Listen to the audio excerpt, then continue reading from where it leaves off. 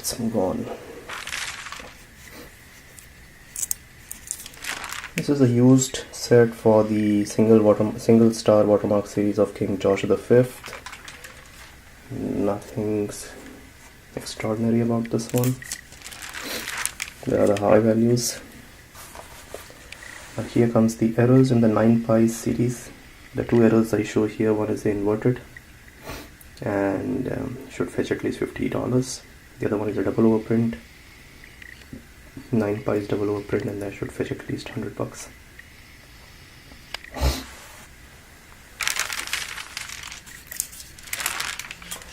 Here is an essay of the 9pi series. I have only one out of the 5, I believe, but on a good day they should fetch you at least $100. Now here is a used set of the multi-small star watermark series, and here is a mint set of the multi-small star watermark series. Now this complete set I bought for $350, and the high value has some toning, but it should at least fetch you $350 to $400. Then there is this rare error of dot under S. I try to show you the dot.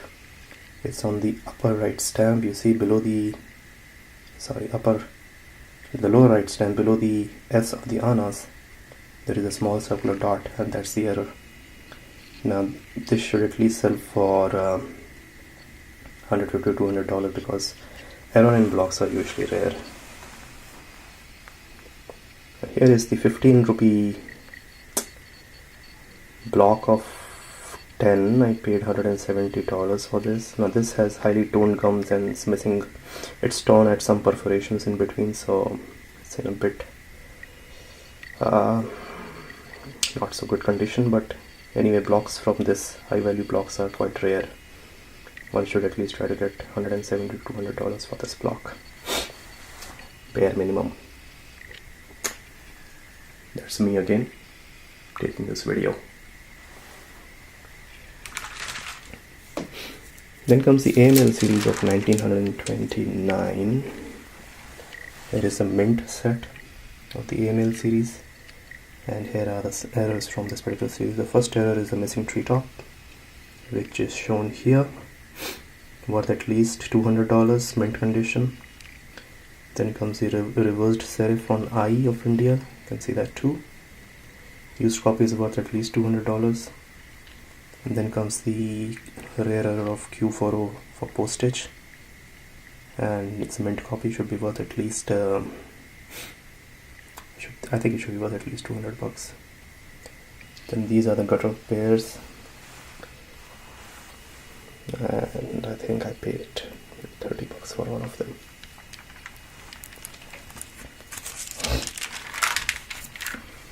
The inauguration of New Delhi set, the mint set, worth at least $15 to $20. And then here is a famous error where F for P in Purana Kila. So if you notice carefully,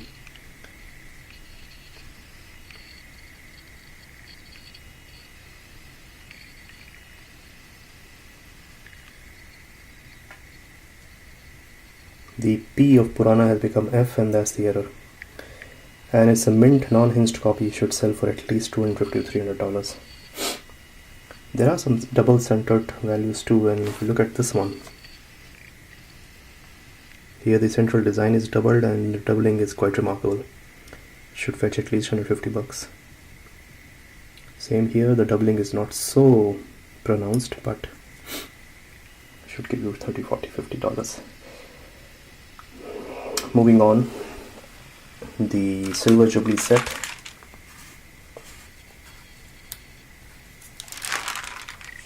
Now the Silver Jubilee set is again in mint condition. I'm not sure whether it's hinged or non-hinged.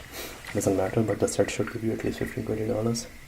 And here is the famous bird flaw error from this set. It's a big block, and the bird flaw is on the third column, second row.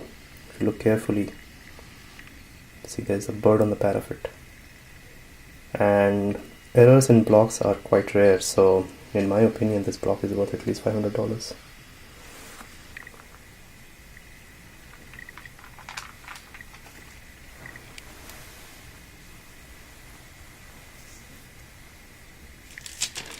Then comes King George the Sixth Transportation series with higher values. This set here is used and it should be worth at least $50. The unused set is here, all the way up to 25 rupees, and that's worth at least $300.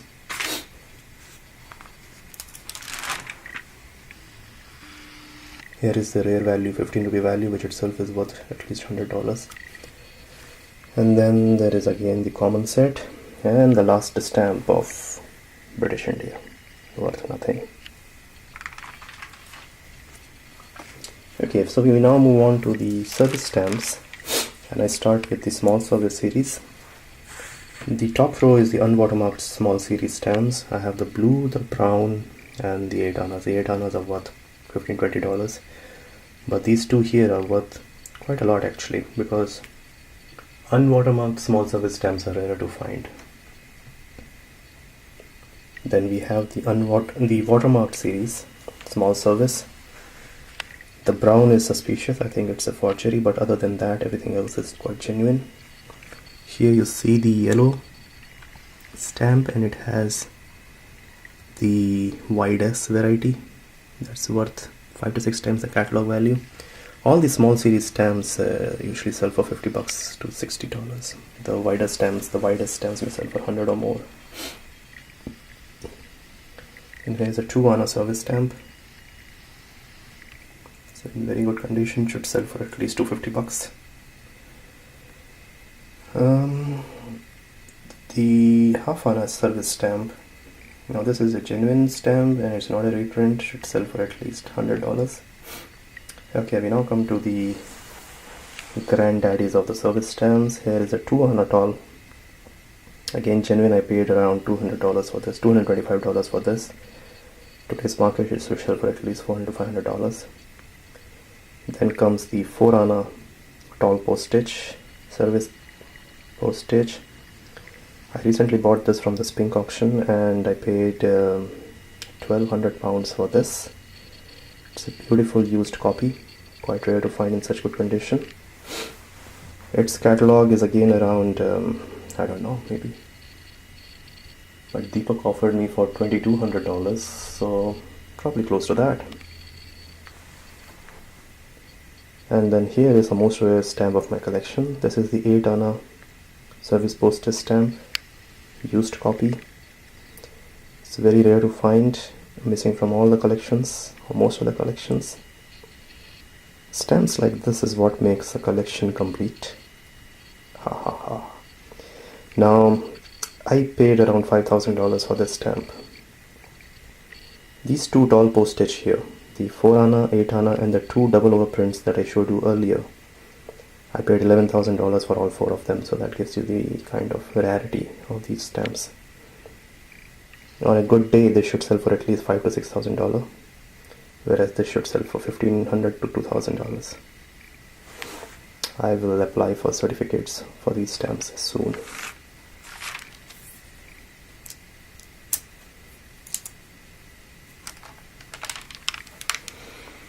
Okay, the big service stamps, nothing usual about them.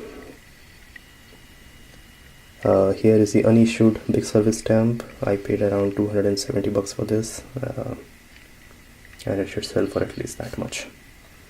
The OHMS series,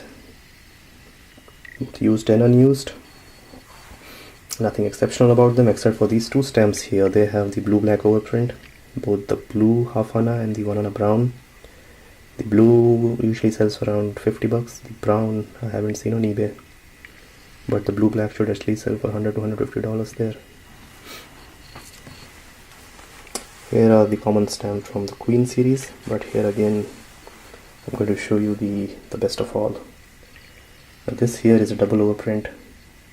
If you look carefully, you can clearly see the two overprints which almost overlap with each other. I'm talking about the half anna here.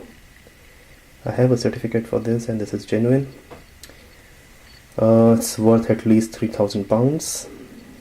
Should at least fetch that much. In a recent auction it sold for at least £2,900.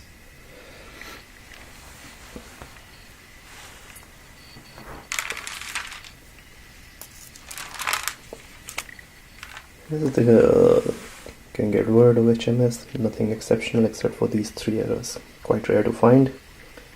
Here is the stop missing after M for 1 ANA. I paid around $150 for this, but with the pair it should be worth a lot more, at least $300 to $500. Here is the rarer of all, the 3 pies grey with stop missing after M. This should sell for at least $500. It's a very rare stamp. And here is the stop missing after M on the lower left stamp, and I paid quite a lot for this one. I think I paid around $360, and that's because I like to collect errors in blocks. This here is again the used series of the higher values. The set as such should fetch at least $100.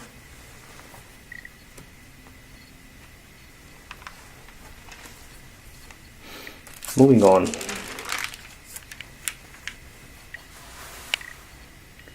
Here is the small service for the King George V. Nothing unusual about them. Here are the higher values.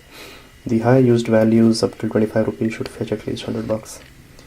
Here is an error again, double overprint of service. I bought this from Puneet Goel for around $200 or something, and it should sell for at least that much.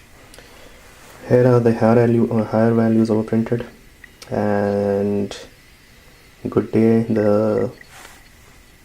this one, and this one should at least sell for $100. This is the rarest of all. It's the Carmine shade. The last I knew it was valued at 250 pounds. This is quite rare, and it should sell for at least $300 to $400. One should not sell this for less than that. It's a rare stamp. Okay, here is a page full of errors and what are supposedly listed by Gibbons as clandestines, but in my opinion they're all genuine. Here is a use set of those higher values I showed you on the last page. Here is a good error called 1 ANA on the 1 ANA error. This one here,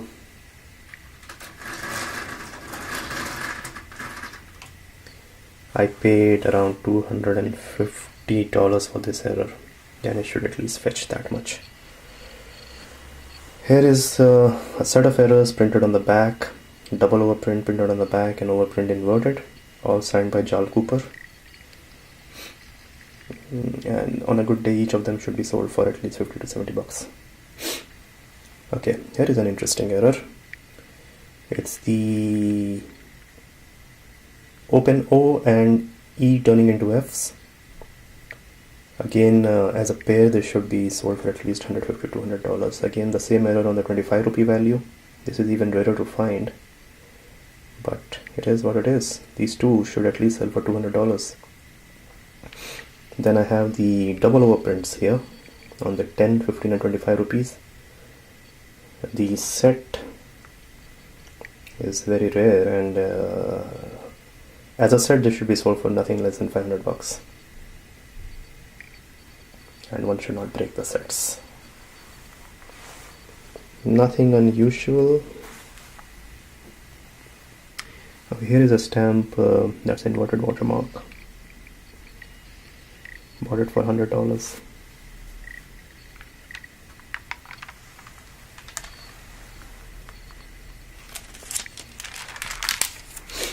Moving on again, some of the common stamps completing my collection. Here is an interesting stamp with service printed on the back. Talked in length by Jal Cooper. One of them even has his initials. I would never sell these stamps less than $500 each. Nobody knows their real worth, but those who read the literature know what this is all about. It's quite rare to find. This is a normal stamp with overprint on the front. These are the ones with overprint on the back. Here is double overprint on the King George V values, and I paid $100 each. One should not sell them for less than that. The service values on King George VI.